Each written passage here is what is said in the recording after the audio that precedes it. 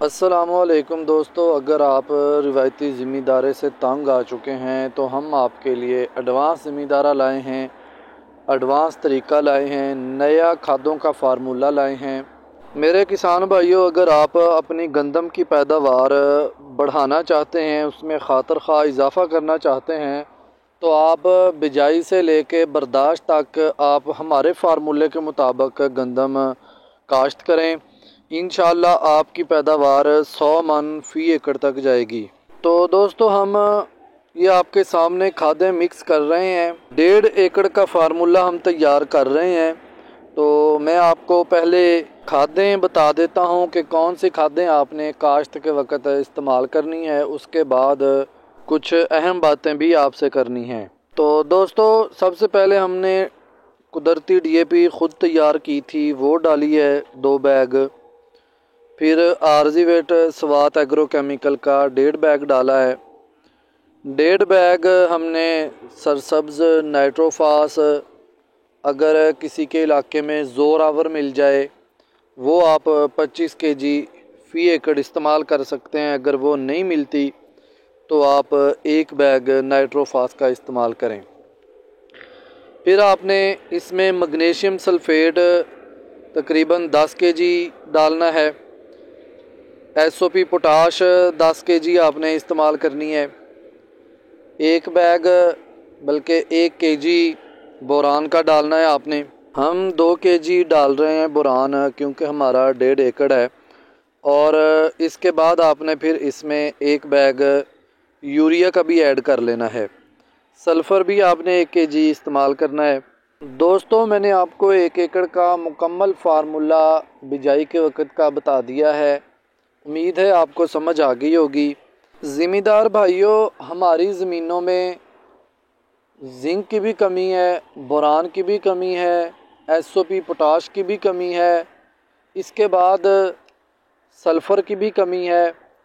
ये तमाम चीज़ों, मैग्नीशियम सल्फेट की भी कमी है, बल्कि उसका तो हमें पता ही नहीं है कि ये भी कोई चीज़ होती है और इसका क्या फ़ायदा है।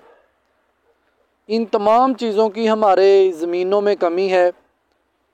अब एक सवाल पैदा होता है कि आज से 20-25 साल पहले ये खादें नहीं होती थी, तब भी तो पैदावार होती थी। लोग मकई काश्त करते थे, गंदम काश्त करते थे। तो उनका सवाल ठीक है, और उसका जवाब ये है कि ये तमाम चीज़ें अल्लाह ताला ने ज़मीन के अंदर खुद ब खुद रखी हुई हैं। ज़मीन इनको पैदा करती रहती है, और उस वक़्त पैदा करेगी जब ज़मीन को टाइम मिलेगा। पहले 3-3 माह ज़मीन फारग पड़ी रहती थी। अब ज़मीन को इतना टाइम मिलता नहीं है कि वो खुद ब खुद तैयार करे और आपकी फ़सल को मुहैया कर दे। आजकल एक फ़सल उठा रहे होते हैं सुबह को, शाम को दूसरी वक़्त फ़सल काश्त कर रहे होते हैं। तो ज़मीन को टाइम मिलता नहीं है, वो कैसे ये चीज़ें खुद ब खुद तैयार करेगी। तो इस वजह से वक़्त को देखते हुए कंपनी वालों ने, इंडस्ट्री वालों ने ये चीज़ें मुहैया कर दी हैं हमें, तो हमें मजबूरन लेके ज़मीन को, फ़सल को डालनी पड़ती हैं। ज़मींदार भाइयों, मेरी गुजारिश है आपसे कि आप अपनी सोच को बदलें, अपने नज़रिए को बदलें। आजकल हम सिर्फ DAP के पीछे पड़े हुए हैं, हालांकि DAP हमारी फ़सल के लिए, हमारी ज़मीन के लिए नुकसानदेह है। यूरिया के पीछे पड़े हुए हैं और नाइट्रोफास, ये 3 चीज़ों के पीछे हम पड़े हुए हैं। बाकी चीज़ें हमने नहीं देखी कि किस चीज़ की हमारी ज़मीन को कमी है, कौन सी चीज़ ज़मीन हमारी मांग रही है, तो हम उसके मुताबिक अपनी ज़मीन को वो खादें, वो चीज़ें ला कर दें। अब मैं आपको एक और बात बताता हूँ, गंदम को जिंक की कितनी ज़रूरत होती है। तो मेरे भाइयों, गंदम को जिंक की सिर्फ 150 ग्राम की ज़रूरत पड़ती है। हम गंदम को 2-2 दफ़ा जिंक डाल देते हैं। तो मेरे भाइयों, ये चीज़ें सारी फसल के लिए भी नुकसानदेह हैं, हमारी ज़मीन के लिए भी नुकसानदेह हैं। हम आपके लिए मेहनत कर रहे हैं, हम आपको एडवांस ज़मींदारी में शामिल करना चाहते हैं। तो आप हमारा साथ दें, हमसे रब्ता करें। हम इंशाअल्लाह आपको वही चीज़ें बताएंगे जो हम अपनी ज़मीन में इस्तेमाल कर रहे होंगे। तो मेरे भाइयों, इसके अलावा कभी कभी हमें ज़मीन का तज्ज़िया भी करवा लेना चाहिए कि हमारी ज़मीन में किस चीज़ की कमी हो चुकी है, कौन सी चीज़ की मिकदार बढ़ गई है या कौन सी चीज़ हमारी ज़मीन मांग रही है, हम उसके मुताबिक अपनी ज़मीन को वही चीज़ ला कर दें। ये तमाम वजूहात हैं जिसकी वजह से हमारी फसल की पैदावार कम होती है। तो माशाल्लाह लोग राब्ता कर रहे हैं। आज भी एक दोस्त की कॉल आई कि हमने आपकी प्लान के मुताबिक गंदम काश्त कर दी है, तो आप हमें तमाम चीज़ें बता दें। पहले पानी में कौन सी खादें डालनी है, कौन सी स्प्रे करनी है, दूसरे पानी में कौन सी खादें इस्तेमाल करनी है। हम वो तमाम खादें अपने घर में वो ला के रख लेते हैं। तो मेरे किसान भाइयों, आपसे भी गुजारिश है कि आप हमसे रब्ता करें।